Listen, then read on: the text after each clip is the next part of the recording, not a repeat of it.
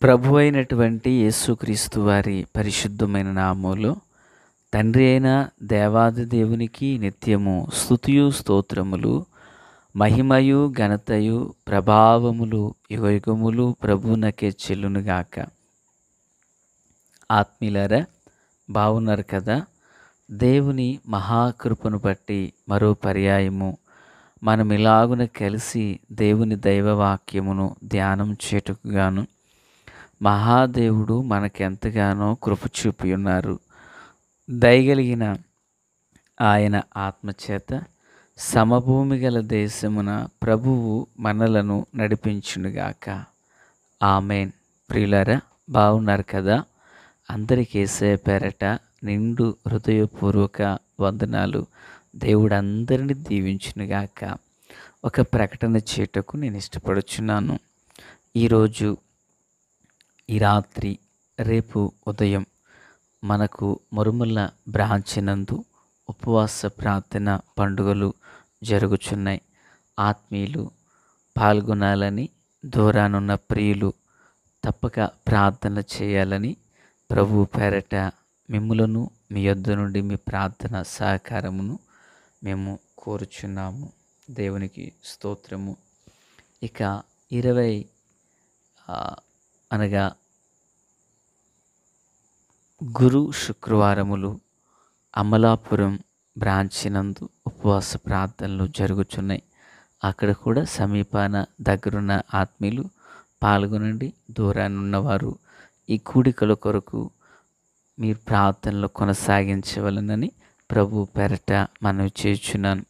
ఇవి దేవుడు మనకిచ్చినటువంటి 2024 నందు ప్రభు మనకిచ్చిన ఉపసంఘములు. ఈ సంఘముల అభివృద్ధి కొరకు, సంఘముల నిర్మాణ విషయంలో ప్రభు సహాయం కొరకు, అలాగుననే ఆ ప్రాంతీయ ప్రజల ఆత్మలు రక్షణ కొరకు ప్రార్థించండి. సంతోషం. ప్రియులరా, మరి ఈరోజు వాక్య ధ్యానమై 35వ అధ్యాయం నిర్గమాకాండం ప్రియులరా 4 నుండి 10 వరకున్న వచనాలు మనం ధ్యానం చేయబోతున్నాం. మూలవాక్యమై 5వ వచనం, మీరు మీలో నుండి యెహోవాకు అర్పణము పోగు చేయుడి. ఎట్లనగా బుద్ధి పుట్టిన ప్రతివాడు యెహోవా సేవ నిమిత్తము బంగారు, వెండి, ఇత్తడి. ప్రార్థన. తండ్రి దేవా, స్తోత్రం. చదవబడిన వాక్యము మీది. వినుచున్న వారందరూ మీ వారు. మీ దాసుడనైన నన్ను పూర్ణముగా మరుగు చేసి దైవస్వరమును వినిపింపచేయండి. రాకడ కొరకు, రాజ్యం కొరకు సిద్ధం చేయండి. సియోనులో నుండి మీ కృపాహస్తం మా అందరికీ తోడయుండును గాక. మేలు చేత నింపండి, దీవెనతో కప్పండి. యేసయ్య మహోన్నతమైన నామమున ప్రార్థించిన మనవులన్నీ పొందియున్నామని నమ్ముచున్నాము మా పరమ తండ్రి. ఆమెన్. ప్రియులారా, బాగున్నారు కదా?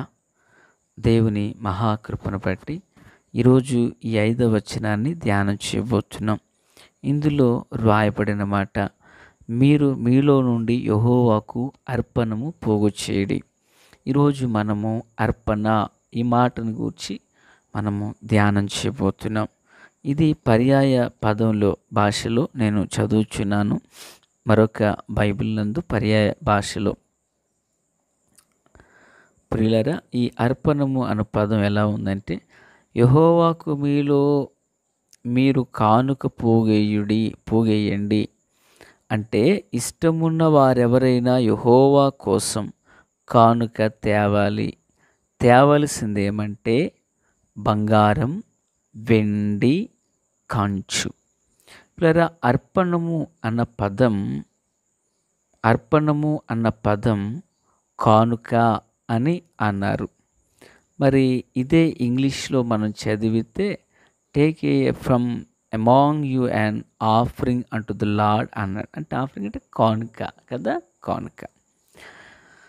అయితే మీలో ఎవరైనా దేవునికి కానుక ఇవ్వాలనుకుంటే, కానుక వెయ్యాలనుకుంటే బుద్ధి పుట్టిన ప్రతివాడు దేవుని సేవ నిమిత్తం బంగారు, వెండి, ఇత్తడి తీసుకురండి.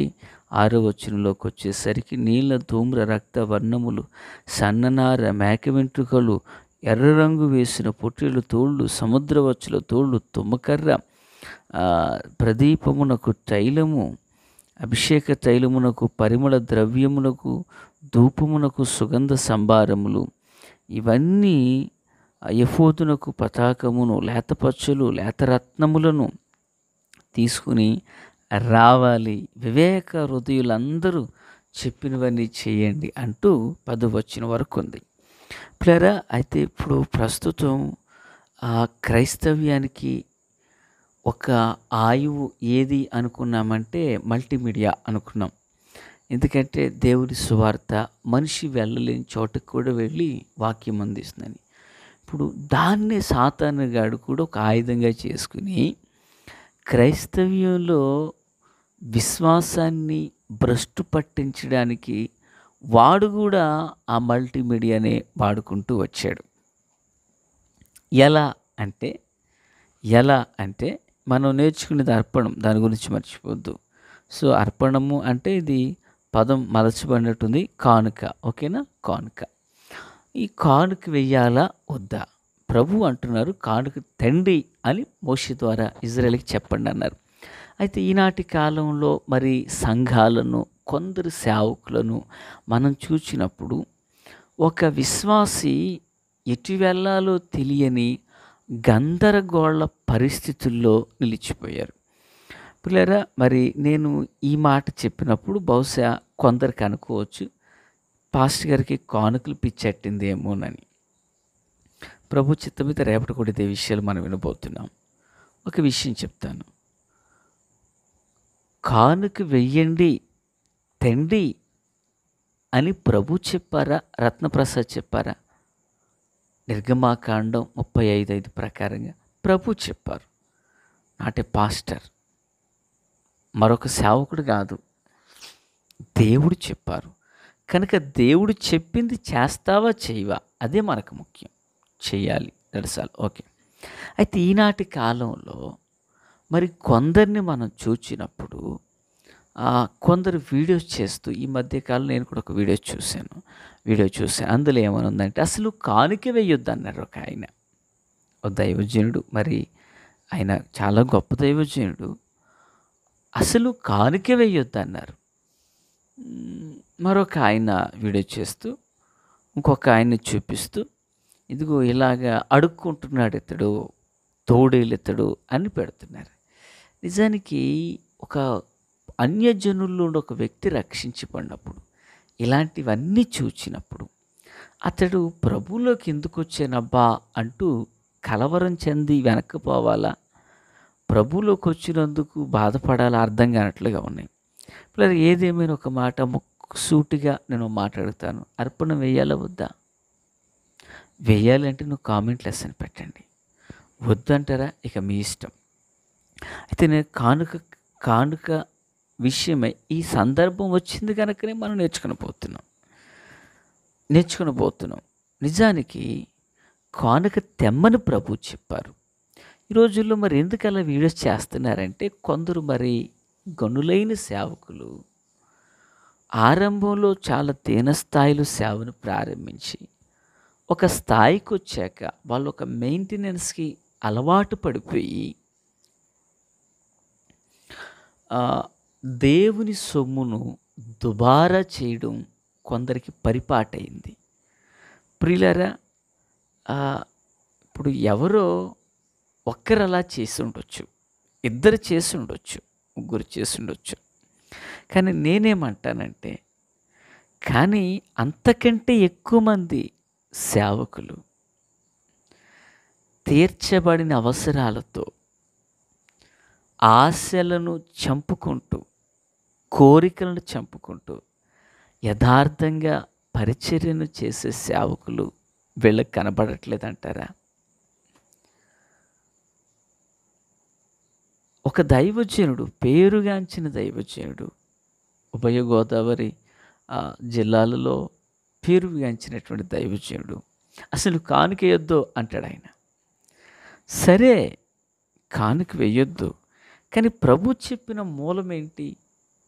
ప్రభు చెప్పిన ఆంతర్యాన్ని మనం గమనించుకోవాలి కదా. ప్రభు చెప్పినటువంటి సందర్భము, సారాంశము కూడా మనకు తెలియాలి కదా.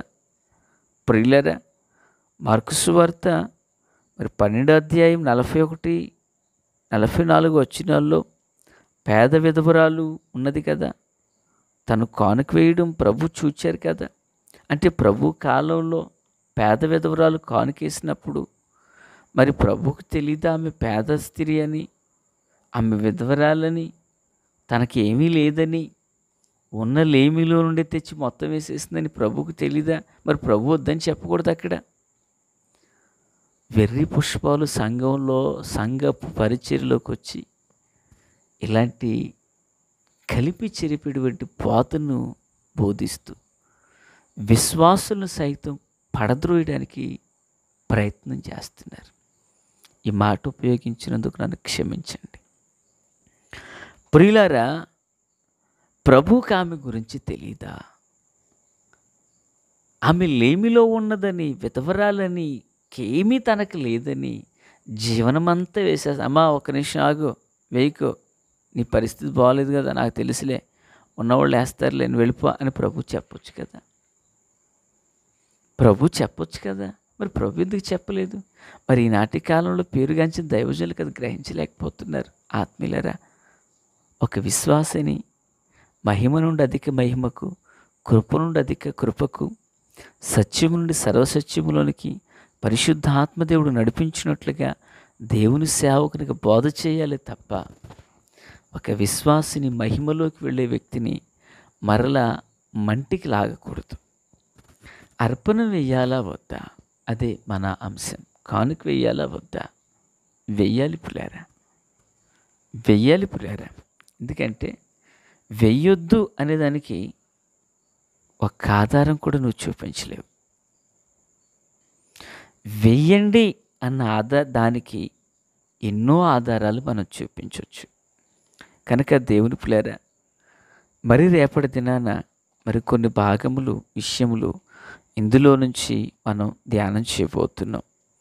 అంటే ఈయన కూడా పాస్టరే కదా, ఈయన కూడా వెయ్యమని సపోర్ట్ చేస్తాడని మీరు నాకు సర్టిఫికెట్లు ఇవ్వవని అవసరం లేదు. నేను మీ ఎదుట కొన్ని వాక్యాలు ఉంచుతాను, దీన్ని చదవండి. పరిశుద్ధాత్మదేవుడు మిమ్మల్ని ప్రేరేపిస్తే ఆ నడిపింపులోనే మీరు వెళ్ళండి. ఎందుకంటే నేనే స్వతంత్రంగా చెబితే అది నా ఇచ్చ అవుతుంది. అట్టిది నాకు దూరమగును కాక.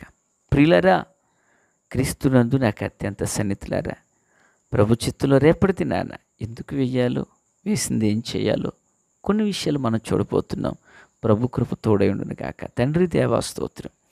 మీ దీవెన ఆశీర్వాదం దయచేసి మేలు చేత నింపి నడిపించి మహిమ పొంది కార్యములు సఫలం చేయండి.